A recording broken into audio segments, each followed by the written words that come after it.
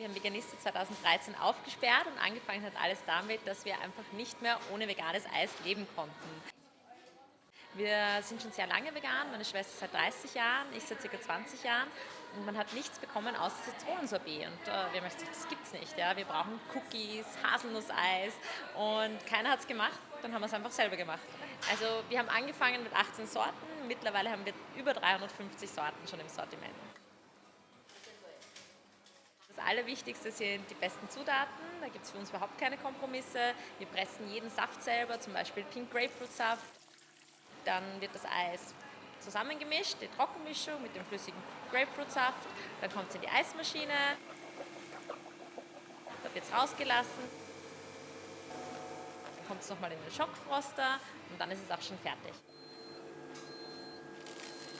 Wir verwenden zum Beispiel Sojamilch, Reismilch, Hafermilch, Kokosmilch in unserem Eis. Funktioniert hervorragend und ist auch noch gesund, weil es kein Cholesterin enthält. Die größte Schwierigkeit war eigentlich, dass es so gut angekommen ist. Der Höhepunkt war, dass ich irgendwann hinter der Vitrine schon geschlafen habe und gar nicht mehr heimgegangen bin.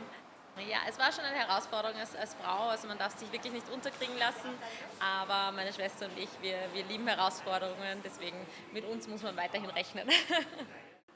Wir haben Kunden von 1 bis 90, ja, und die lieben alle unser Eis.